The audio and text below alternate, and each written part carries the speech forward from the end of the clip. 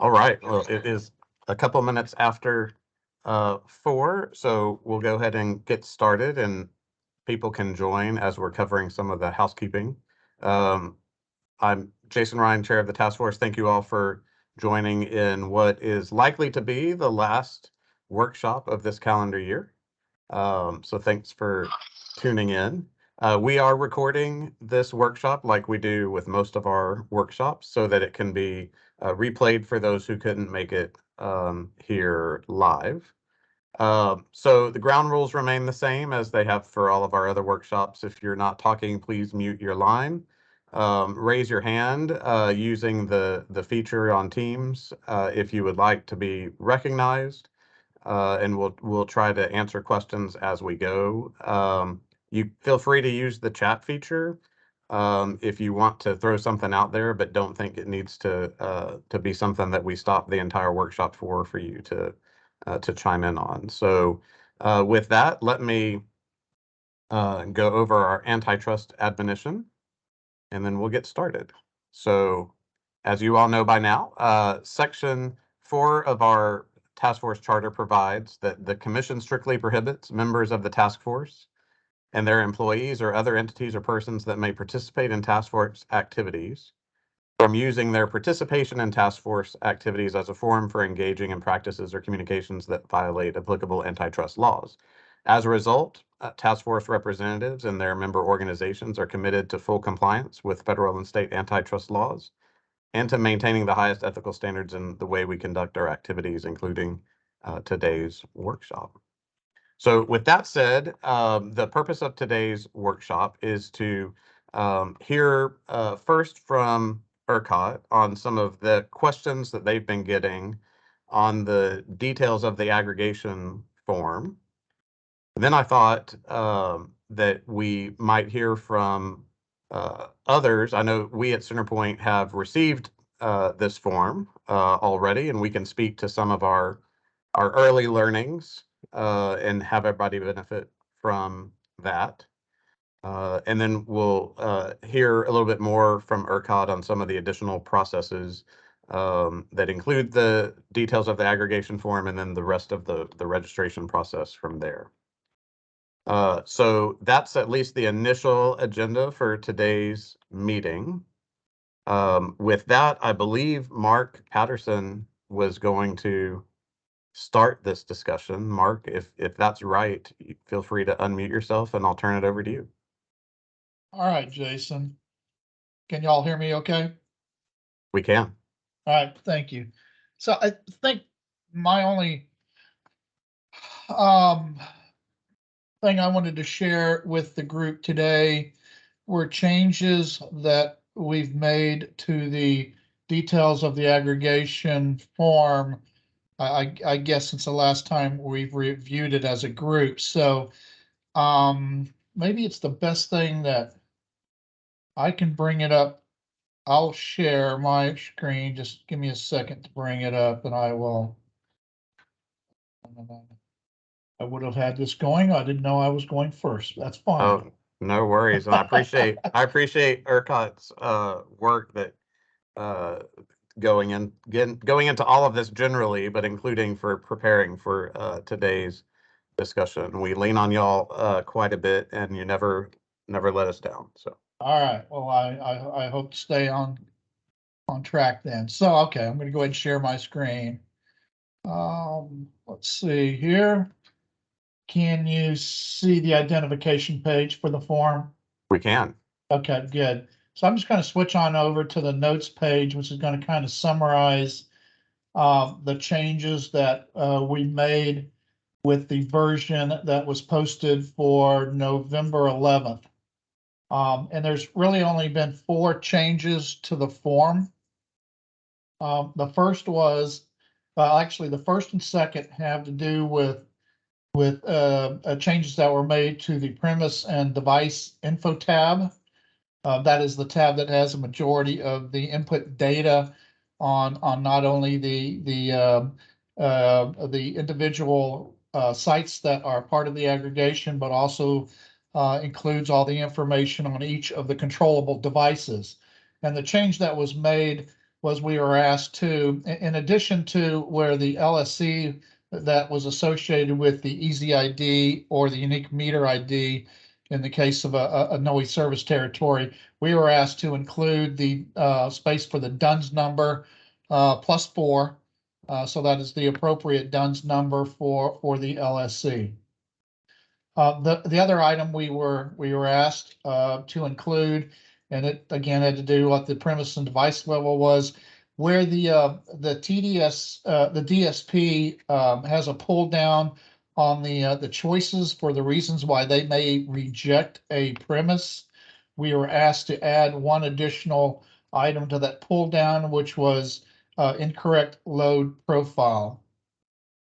I can go and show those here in a second.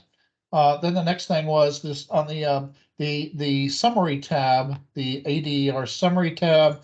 We were asked to provide better descriptions, basically notes for each one of the fields, and ERCOT went back and reviewed and provided the notes and even some examples from what we would expect to show up on those tabs for parties to be to review. And then the one other item was then in the instructions tab, just make sure it was clear that if there are no changes to the ADER form from one period to another, a new submission form is not required to be submitted every month. So we'll just, whatever the most current form that's been submitted, that's the form that will be used. So let me just then quickly just show you, pretty easy. Let me see the LSC, and then here's the LSC plus DUNS number. This is column L. That's the one change. And then, excuse me for a second while my screen is, there we go. And then for the description, the incorrect load profile, again, that was the last change that we made as well. So with that, I will take any questions that the group may have pertaining to this form, if there are additional questions that come in. Hey, Mark, this is Alex with AEP. The last item that you had there as a change was I guess was a sentence in the instructions. If the composition of the ADER remains unchanged. Does that Right. also include the status of the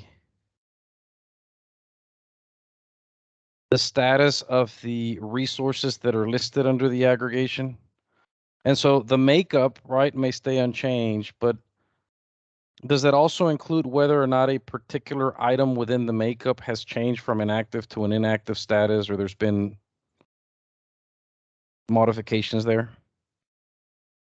Well, so all premises that are identified on the details on the premise and device level information, there's not a deactivation of those, but if you're removing one, then that would be a change to the form. Technically would be a change, right? Okay, Yes. got you. And so that also includes the devices within the premise, right?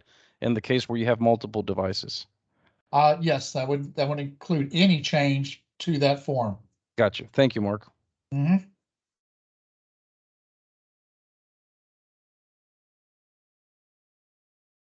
Other questions for Mark?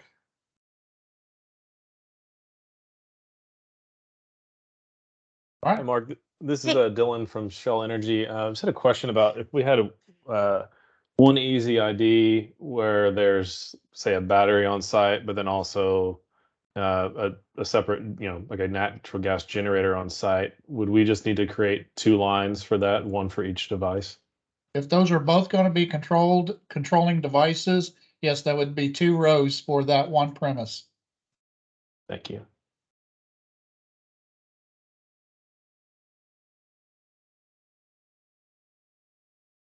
So Mark, this is Ramya from the PUC.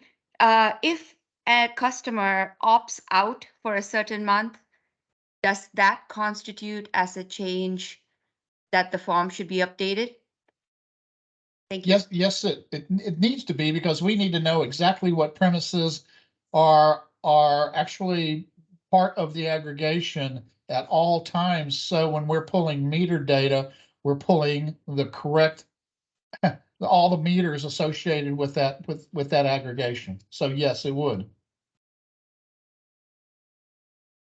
And then the next time, if next month, if they come back in, they would need to submit a new change that shows a new start date for that premise.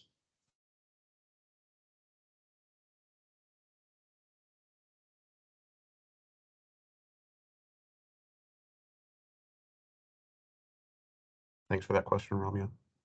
Any other questions for Mark?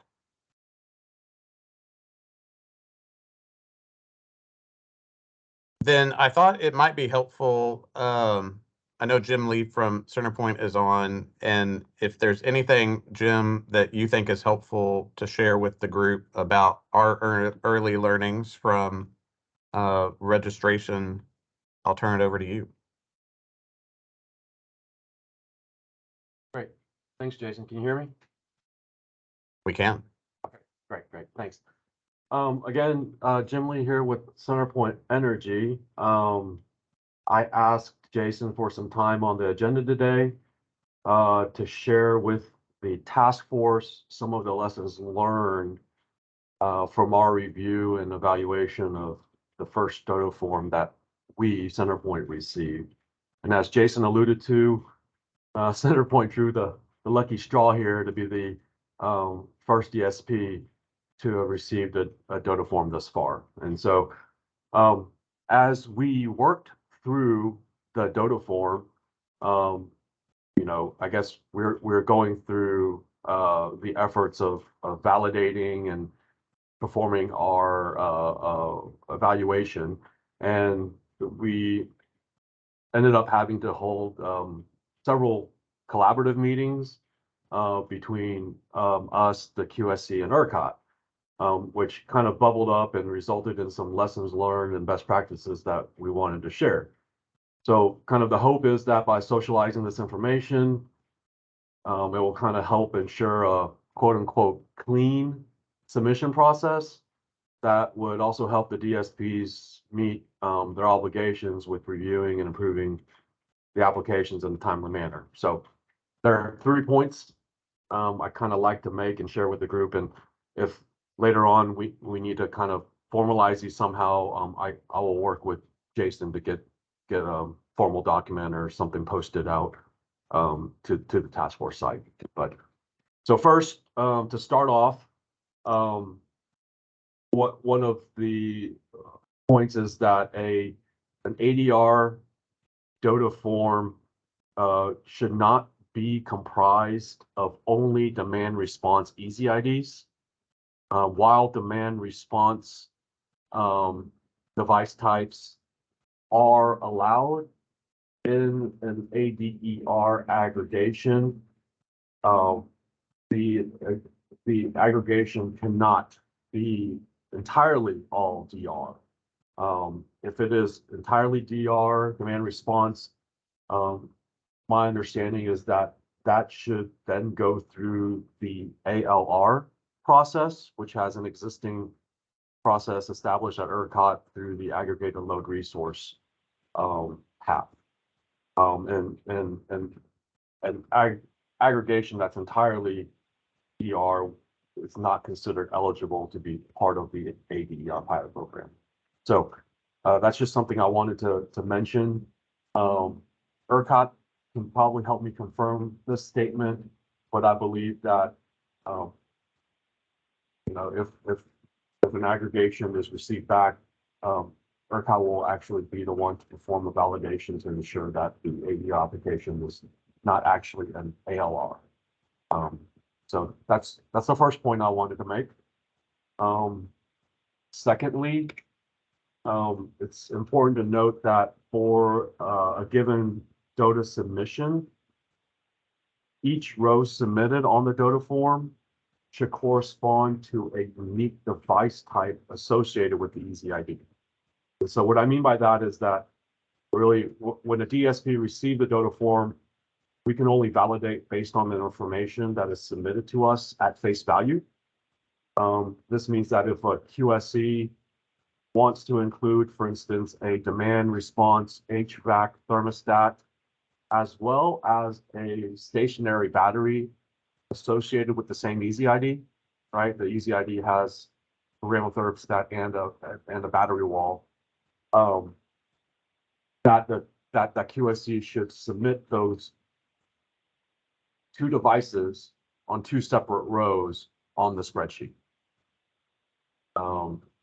So again, kind of just to summarize, one line, one device, and it kind of helps again with the evaluation process, because as we're going through to do our validations, there may be Easy IDs that have multiple device types, and the DSP cannot interpret the spreadsheet, or we would rather not interpret the spreadsheet. We would rather take it by what was submitted to us. So that's the second point. And lastly, it's important to remember that once a QSC receives an approved DOTA form back from the DSP, that the submitting QSC should go back to the ADER summary tab and ensure that the summary data on the summary tab reflects any changes in the aggregation before submitting that back to ERCOT, along with the DSP acknowledgement. And so, because I'll let ERCOT chime in on this piece, because I'm not exactly 100% clear on what they may use the summary tab for, but I believe it's pivotal for them kind of to do a quick summary of each aggregation. And so whatever's in the premise device and info tab, that granularity should match the summary and the summary tab. So those are the 3 points. Oh, sorry, I had a question. No, I'm sorry, Jim. This is Dave Maj. With ERCOT, I was just going to jump in to help with the last point too, whenever you were done, but I didn't mean to interrupt. No, Dave, go ahead, please. Thank you. Yeah, just to make sure that that's clear for everyone, what we were talking about is, as you all start filling out the forms and presumably are going back and forth and doing this process this iterative process between the DSP and the aggregator, the expectation is that there may be some premises or devices that can't be included. That the DSP does not want to sign off for whatever reason. For example, maybe it's not even in their territory. We actually had listed some of the reasons that they may be rejected as part of the governing document. The key thing we just wanted to ensure is by the time the form comes to ERCOT that's been signed and that we will be signing off on, the expectation is that each device and premise that's listed on the details tab has been accepted by the DSP. Certainly for this kind of initial form coming in, that is what we are expecting. And what we simply wanted to point out is, because that process for the details is going to be iterative, we didn't want people to forget about the fact that there's this summary as well that includes information for the aggregation in total. So as that iteration is occurring, to also be iterating on that aggregate tab. I guess to the other point, Jim, the probably the main thing that we'll be using the aggregate tab for is doing the tracking relative to the broad participation in the pilot program. So, as we had talked about in some of the previous task force meetings, for example, we had, I think certain entities even talked about this idea of getting customers and a aggregation of device level information that may be above and beyond what they actually expect to be participating in the pilot, to account for day-to-day participation by individual customers and just sort of things like that may be going on the day-by-day basis. So really that aggregation tab is going to help us understand, yes, the details include the individual devices and premises, but what can we expect to participate in the actual pilot and specifically track relative to the limits that we have as part of the pilot program. So hopefully that kind of helps describe some of the distinction there that we're expecting, and why we just want to make sure people are also iterating on that aggregate information. Thank you, Dave. No, that's very helpful. And yeah, I forgot to touch on that. You know, the final form that the DOTA form should take should all contain accepts and no rejects as it gets passed back to ERCOT. So all those rejects should be ironed out between the submitting queasy/rep and the DSP. I think that's the iterative process that Dave was alluding to. So question in the chat from Dylan is if it's two of the same device types, for example, 2 power walls, can that be in one row? I will again, this will, you know, we're just trying to do best practices here, but for the granularity of the device info tab, I would think that as much detail that you can provide would be best. So I would lean towards, and I haven't run this by anybody, so you know, I guess I can be reserve the right to walk this back, but I think having those in separate rows would seem to make sense. They still get kind of aggregated up on the summary tab. I'm not sure if Dave or others at any of the other TDSPs have anything to add to that. Yeah, I guess to some degree, I think it's going to be dependent on, you know, so it's a degree we're getting device level information, and it's going to be device based telemetry that we're getting for the aggregate. I think the answer to the question is dependent on how that information is going to come to us. So, you know, when you all are collecting information and looking at how you're controlling these devices, are you treating them as two distinct as two distinct devices that are being controlled? If that's how you're viewing it, and that's the way the data is going to be provided to us when we ask for device level data, I would say that they have to be two distinct rows within the spreadsheet. Now, I guess I don't think anyone, I think that makes sense to me, but if anyone else wants to chime in, or I'd be happy to kind of hear it. But again, I think that's the key part.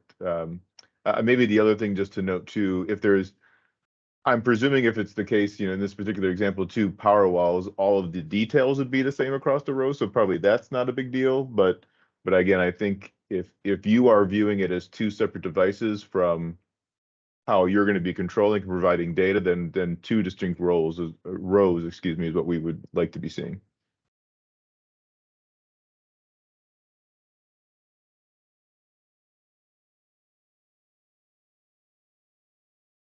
Thanks, Dave. And thank you, Jim. Does anybody else have any questions for Jim, or does any other distribution utility want to chime in with any early learnings from y'all's processes, if you, to the extent you've gotten a form?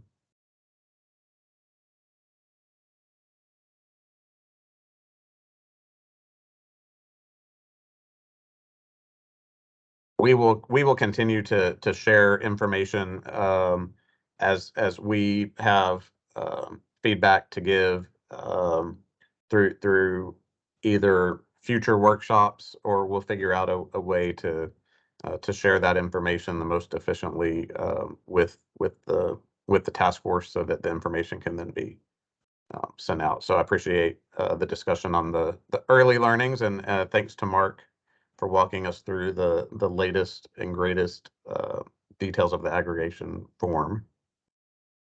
If there are no other questions or discussion on that topic, I'll turn it over to Ken Ragsdale to walk us through the rest of the process, or the entire process for registration post DOTA form. Okay, thanks, Jason.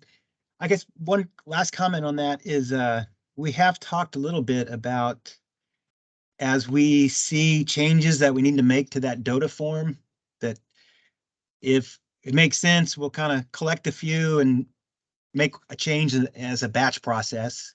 or if it's something major, then we'll just make that change. But we're going to continue to try to keep posting the latest version and archive the older versions so that people can get the right one. But okay, so I'm going to see if I can share this.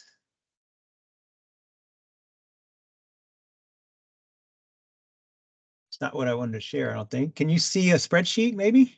We can. It's a rough outline of ADER pilot resource registration. Okay, that's good enough. That's what we needed.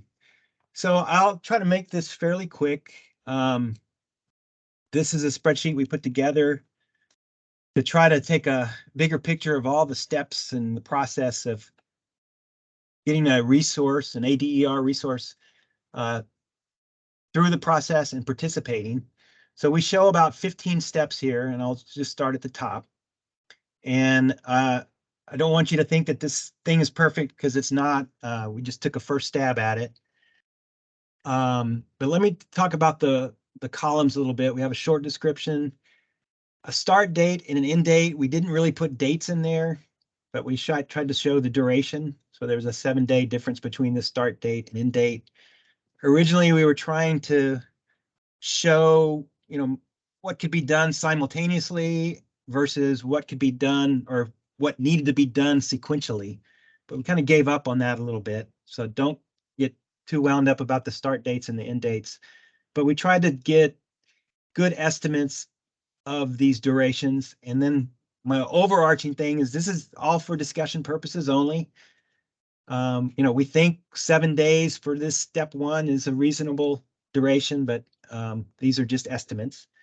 Then we try to mark who's really initiating this, who's receiving it. Here's a link to, for example, here's a link to the supplement standard form that would need to submit. And it may take a couple of days for ERCOT to review it. So that's how we go through this. So step 1 is this supplement to the standard form. I know we've talked in the past that you're not going to really speed the process up if you do this step 1 before you do the DOTA form, but it is a step. Be aware it might take 7 days or so. I'm going to ID number 2, and I only have 15 of these. ID number 2, I don't have a lot of information, but there is some registration materials that needs to be submitted to the PUC. Maybe somebody else can speak better. We just threw some numbers down there. Maybe it might take 7 days. I don't know. But we just wanted to note that there's something that you need to send to the PUC. And I don't know if there's any dependencies on, can you do that today or do you need to wait for something? ID number 3 is the Queasy basically sends that initial details of the aggregation form to the DSP. ID 4 is the DSP reviews and works with the Queasy on that DOTA form. And like Dave said, we're hoping that in the end, what is sent to ERCOT, you've removed all of the rejected ones and we see kind of a clean sheet. And there's some dates or timelines in the governing document. The target is to do it within 10 business days, but it could be more. So then finally, step 5, the Queasy submits a final DSP approved aggregation form and also the DSP acknowledgement form to ERCOT. Here's a link to the acknowledgement form. You should be able to do that in a day. I think the idea was that at the same time the Queasy sends it to ERCOT, they confirm to the DSP, this is what we finally sent to ERCOT. Okay. See if I can do this a little bit. Okay, I jumped to skip to ID 6. ERCOT approves it. We think we need 5 days or so to take a look at it and check our things. Step 7 is to register the CLR. It's still in our system seen as a CLR, controllable load resource, but it is the ADR. And we've transitioned to the RIO, so it's no longer the RARF. And Donald is on the phone. We can talk about that a little bit more. But I think the main heads up on this is it's going to take you a little while to maybe set up an account, user account, and get through the RIO process and get the ADER registered. And there's some items that you need to do this registration that you need to make sure you have. And I'm going to go through the rest of this, and then we're going to talk about maybe, if necessary, an adjustment of when you can do this step 7. So let me just keep going through the rest of these. But in this path, which we call the standard path, maybe, you're not really trying to do this registration until after the DOTA form is approved by ERCOT. And we've got all the information, and that's when we would normally see this registration through the RIO. And then probably the main takeaway for today is make everybody aware that there's a necessary 45-day delay between once we get good registration in the RIO before there's a model load date. So, you're not going to be able to register the thing and then the next day start checking out your telemetry. There's a 45-day lag that allows us to check things to get it ready for the model load date. So that's row 8. Once it's in the model, then we can do the telemetry setup and initial check to make sure that all the points are there, 38 points or whatever it is. And you can look at the ICCP handbook to see what it is that we're expecting to see on the resource. We're at the resource level. Then step 10 is there's further validation performed by ERCOT and the QEZ to not just check that there's 38 of them there, but are they making sense and are we getting the right data for the net power consumption or whatever one of those points would be. Step 11, we just marked it as, kind of the question is, okay, when is it that the resource is really there and can begin its testing and operation? That would what we would call our initial energization date. So that's just kind of a marker there that here is when you're at that point where we see the resource has good telemetry. Now you can start your testing and we see it as a resource. Let me move this down a little bit more.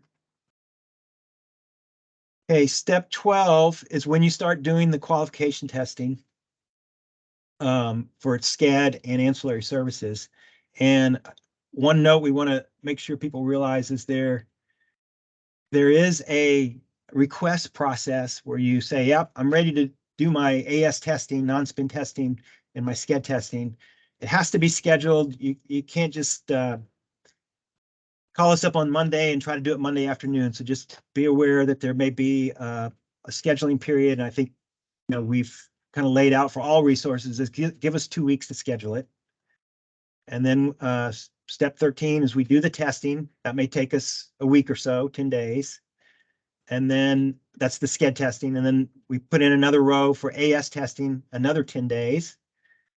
And then once it's been tested and qualified to provide an AS, then it can begin to offer that AS into the day-ahead market. And it's ready to go. Just a couple of following notes is, treat this as for discussion purposes. We estimated the dates. Could be longer, could be shorter. And then this note 2 I want to start on is, as you've noticed, probably the critical path in this whole 15-step process might be this registration in RIO and then not getting into the model for another 45 days. So we have had some discussions of, is there a way to move up this step of register through the RIO, step 7, earlier in the process? And from an ERCOT perspective, we think there possibly is a way, but we just need to talk through it a little bit more. And the main issue here in this RIO registration process is we've said the ADER needs to be mapped to a sim load.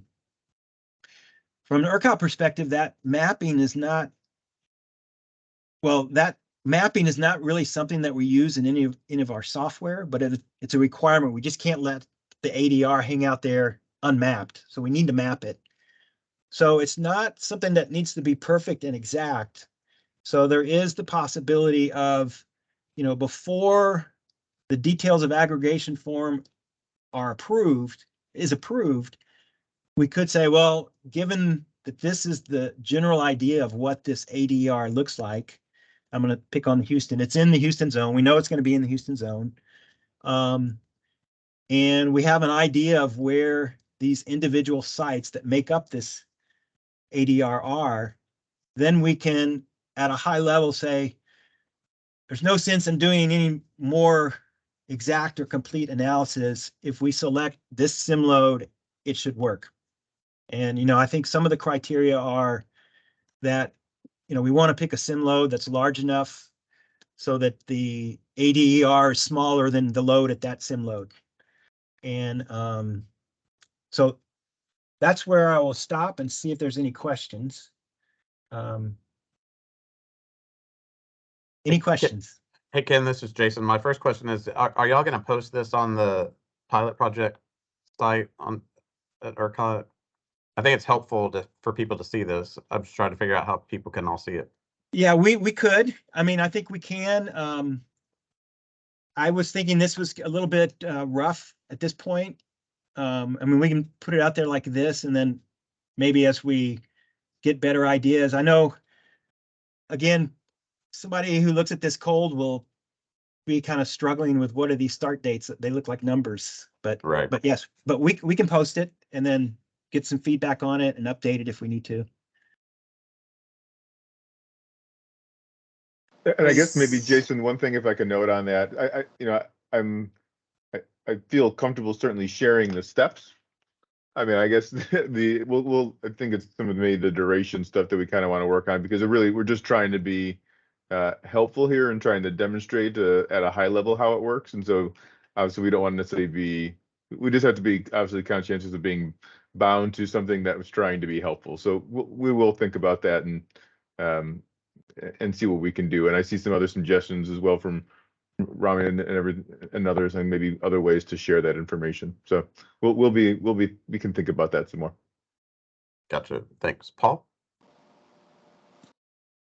Yeah, thanks, Jason. Kenneth, can you guys hear me okay? Sometimes my mic defaults to the wrong. Yep. Okay.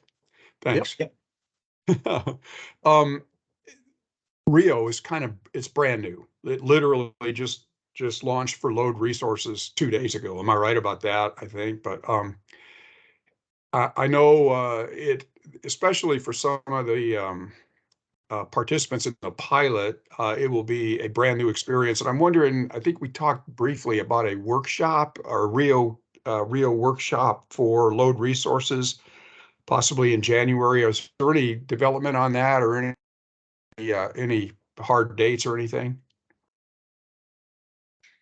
I don't know of any. Maybe Dave and Donald have some ideas, or maybe we can take that as an action item. Yeah. Hey, Ken, this is Donald House with ERCOT. Yeah, Paul, we are actually this week, we are still going through some of the remaining defect cleanup items in Rio. It is live. We haven't had anyone submit anything yet as far as load resources go. A lot of resource entities have been using Rio for the last 2 to 3 years for other generators. So some of them, it will not be new, but some we do understand it will be completely new to them because they haven't been using Rio for particularly load resources, and also settlement only distributed generators that we've just added. We are working on some documentation right now to give like user guides, as well as absolutely still very open to scheduling some type of a more specific workshop to help these load resources get registered in Rio, and in particular those who haven't used the product before, because it is much different than the RARF submittals that we had previously. So we are working on that. Nothing definitive as of right now. Still getting to the point where we are documenting and taking screenshots to put that together.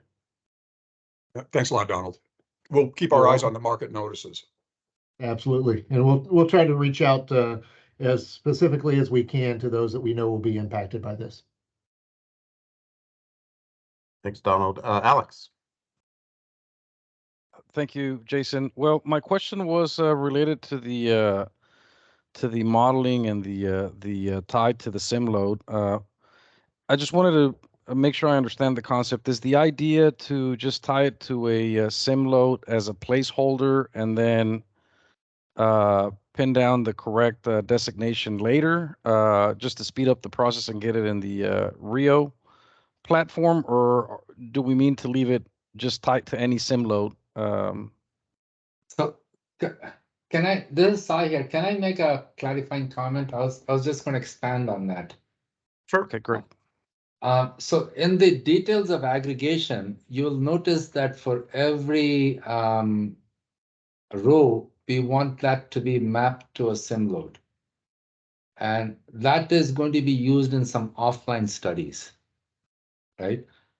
But when the ADER itself, the aggregate, needs to be registered with ERCOT, it is going to come in as a load resource. And our current process requires that a load resource be mapped to a sim load.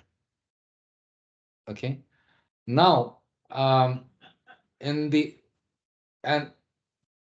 did the ALR project, the purpose of mapping an aggregation to a single sim load was to kind of say that, hey, if we have a subdivision where the aggregation is predominant and we can find out which sim load is close enough to that,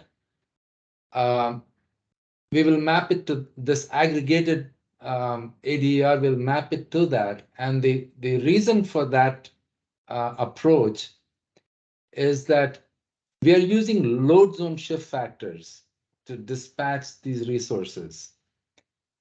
And we want the operator to have some sort of situational awareness where if that particular load, like if you're in a south zone, the south load zone is huge. And you might end up like if this aggregation for the ADER is maybe in the Round Rock area, we may want to choose a sim load that is representative of the Round Rock area.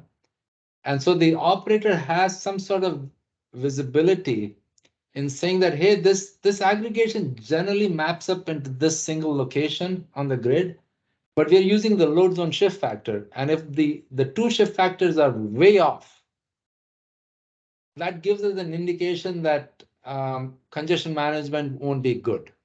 So so there are two aspects of why we need the aggregated resource to be mapped to a single sim load. One is just that our registration process requires it. And the number two is a little bit of situational awareness to say that if things are not working out, we'll have an idea why it is not working out. That makes sense. And so, but we're still making sure that the sim load designation in the makeup of the aggregation is correct. Yes, and but that will not be used in the real time. And this is more like offline studies. When we try to figure out if there's a better way to dispatch these guys, and that's probably phase 2, phase 3 kind of stuff. Yeah, if we go back to that details of aggregation form, that one tab, you're showing the sim load for each individual site. Yeah, we expect that to be no problem. You got that right. It's the second tab where we show a couple, I don't have it in front of me. I wish I could pull it up. We actually have it marked as orange, which means it's something that ERCOT provides. That's the one that we're talking about. Yeah, and typically what would happen is we would look at all these individual sim loads that are at the premise level that is mapped, and then come up with a single sim load that it is sort of representative, and it's kind of eyeballing it basically. When we go to the other tab and say that for the entire aggregation, we're going to select one sim load. So that is generally the process that we would like to follow. But if we want to speed things up, we may select something with incomplete information, but then if I don't know what that process is and how much of a headache it will cause in terms of changing them, do we have to delay the network model load or whatever that process is?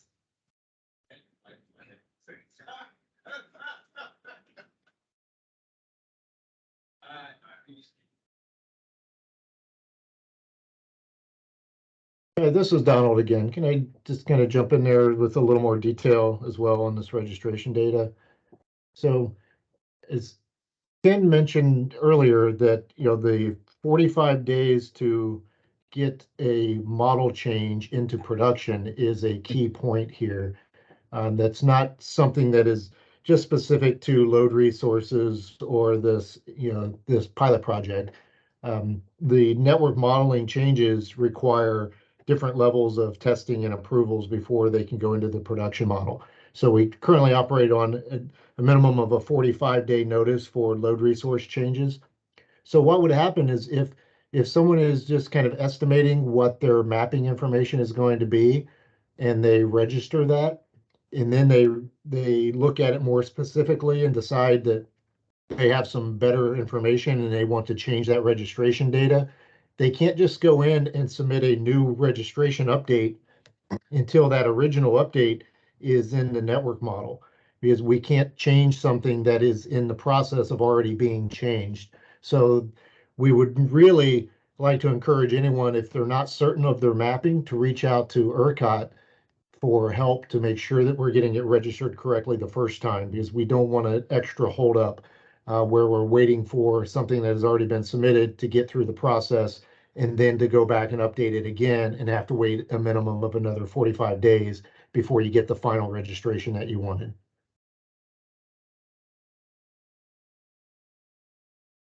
Thanks, Donald. Johan. Yeah, thanks, Jason. So I heard that the start and end date is still rough, but just want a clarification.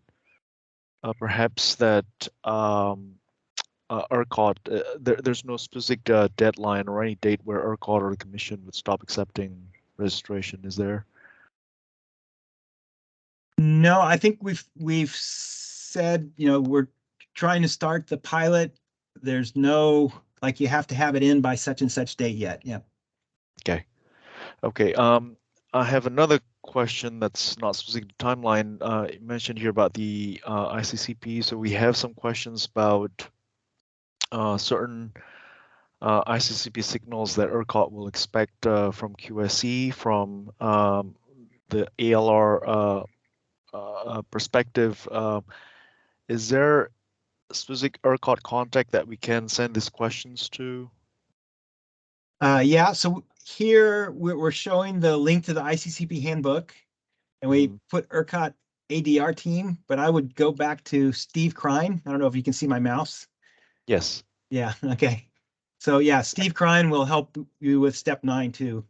Actually, And, real quick, I'm sorry, just real quick on that, kind of, just because we do have the ERCOT ADR team, we also have it's just pilots, ERCOT pilots. I'm blanking on the exact term now. I'll actually find the email list and put it in the chat here, but we did actually have a exploder list within the ERCOT team here, so that you could send questions like this, and we'll, either that person is a member of that email list, or we could farm it out to the right person within ERCOT. But let me find that in a moment, and I'll put it in the chat so folks know who to reach out to. But it's a single email list that'll essentially contact the whole ADR team here within ERCOT Inc. That'll be great. Thank you so much. I'll look for it in the chat. Martha, you're up next. Thanks, Jason. Yeah, Martha from Encore. I had a question probably similar to Alex's about the sim load piece that Ken and Cy went through. So as y'all have mentioned, the sim load is a field that the DSPs are going to populate for each customer. If the aggregation, if the geographical restrictions are on the aggregation, or that it's within a single DSP service territory and within a single load zone, potentially every customer in the aggregation could have a different sim load depending on the geographical dispersion of those customers. So I'm not sure whether the logic makes sense to me about being able to say that every customer has the same sim load. I can't say definitively yet because we haven't received one at Encore. It may be different for our service territory versus, say, a Centerpoint's, but I just wanted to mention that, Cy. And so yeah. I think the task is that, the expectation is that, let's say you have 200 sites within the ADER, that you can have 200 different sim loads for each one of those individually. And then it's on that next tab where it's marked in orange. Maybe I should try to pull it up. That is the one sim load for the resource.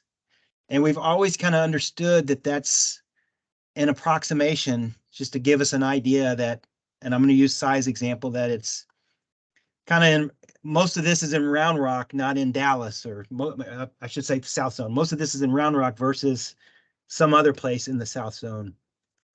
So I guess what I would say is, even if we wait all the way until we have the DOTA form approved, we're still doing some type of, well, here's an approximation of where one point would be used to represent it.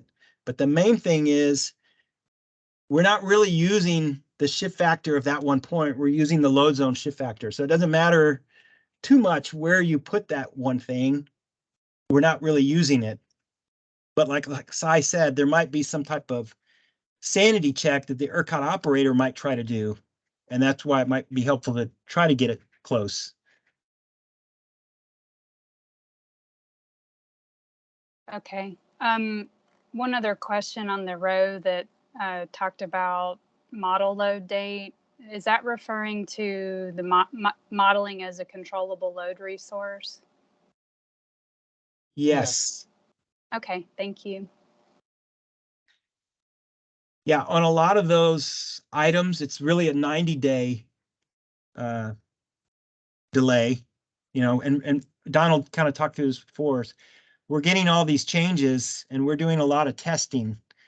And so there's this process, and it takes us 90 days before we feel like, okay, this Wednesday we can actually make that, model change.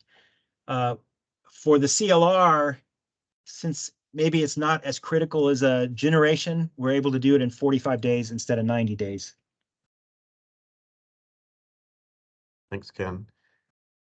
And Dave did drop the email address into the chat. It's pilotprojects@ercot.com. So thanks, Dave, for that. Any other questions for Ken before we open it up to any final questions on these topics?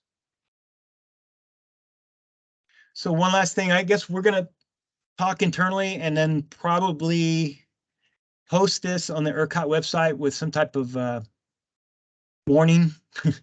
And then, I know there's probably, maybe there's some key steps that we missed and we didn't write, but help us with key steps. Maybe we can get some more help on the PUC forms. I don't know. Okay, that's all I have. Thanks. Thank you, Ken. And thanks to the ERCOT team again for pulling all of this together. I think this has been a good conversation as we're in the early days here, and more communication is better than less. So appreciate that. Mariah. Hi, I just wanted to clarify on the PUC registration form. We don't need it submitted by a certain date. We just would like it. We would like to receive it prior to the ADER participating in a market. But we don't need to receive it before you submit the DOTA or anything like that, just before you start participating. Thanks for that clarification, Mariah. That's helpful. Martha. Yeah, I just mentioned during one of the workshops before Thanksgiving, there was, I think it was the one on rep communications related topics. There was a request from one of the reps for some language from the distribution providers that serve the competitive areas that they could use in rep materials that would be transmitted to potential ADER customers. I think I took an action item related to that and drafted something with a lot of help from people internally, and then also from the competitive area TDUs that have signed up to be participants. I can post that to the SharePoint if that's the best place for people to have access to it, or open to any thoughts the chair might have on what to do with that. I think posting it on SharePoint would be good, but that's only for task force members. So maybe what I can do is, you know, we've got some other stuff we need to file in the project. I'm happy to file it, or Martha, if you want to just submit it in the project Part 3911 so that it's just out there. Okay, thank you. Yep. Thanks for doing the lifting on that one.